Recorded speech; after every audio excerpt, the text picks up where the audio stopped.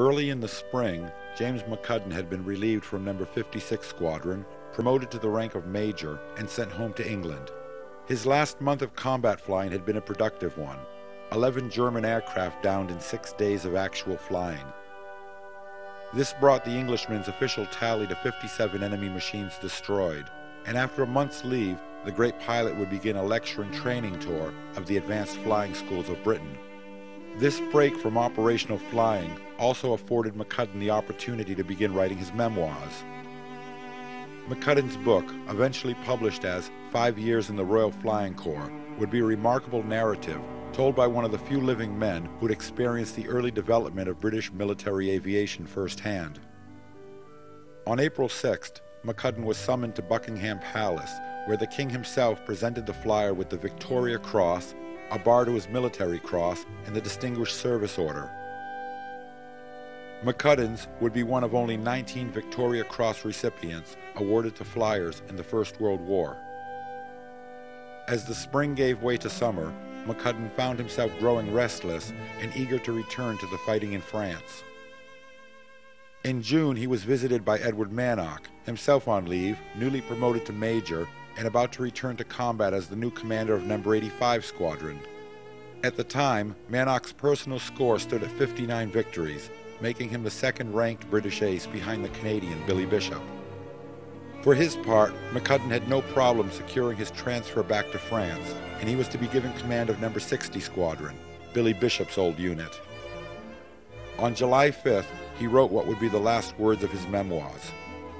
"I am now in England training the young idea, but my heart is in France, amongst the gallant boys who are daily dying and those who are dead, having given themselves to that most wonderful cause." James McCudden would never rejoin that most wonderful cause. 3 days after writing his last words, he'd left England with a factory-fresh SE-5A and flew across the Channel, spending the night on the ground at Aix-le-Château Airdrome. In the morning he planned to carry on to his new assignment, but immediately after taking off, his motor quit, and as McCudden banked to turn back towards the airfield, his machine suddenly lost flying speed, stalled, and spun into the ground. James McCudden, one of the Empire's greatest flyers, had been killed by making a mistake that even the most novice of pilots would have been warned against. Mick Manock also fell in July, shortly after taking over as the acting commander of No. 85 Squadron. Manock had been something of an enigma. Fueled by a deep hatred of the Germans, he was a man of great temper, yet in the air was the consummate tactician, always cool and calculating. It was said that he prepared for each combat engagement as one would a chess match, analyzing all the potential elements before choosing his move. Upon hearing of Manfred von Richthofen's death in April, he offered the opinion that he'd wished the bastard had burned all the way down. Yet when friends and squadron mates of Manock had fallen, Mick had wept openly, his tears only increasing his hatred of the enemy. As a leader of men, Manock was extremely generous with both his knowledge and patience.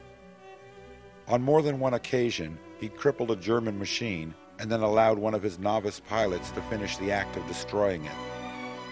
Manock reasoned that this would give the young pilot both experience and confidence, traits that might help keep the new flyer alive longer. Although his official victory tally would be recorded as 73 enemy machines destroyed, no one really knows how many planes he was actually responsible for downing. Manock died the most dreaded airman's death, in flames. On July 26th, he led one of his novice pilots, Second Lieutenant D.C. Inglis, on patrol over the lines. On the return trip, while passing over the front line positions, a German bullet found Manock's fuel tank and his machine burst into flames and plowed into the ground. Mick Manock's body was never recovered, and it wasn't until a year later, long after the war had ended, that he was posthumously awarded the Victoria Cross for his service.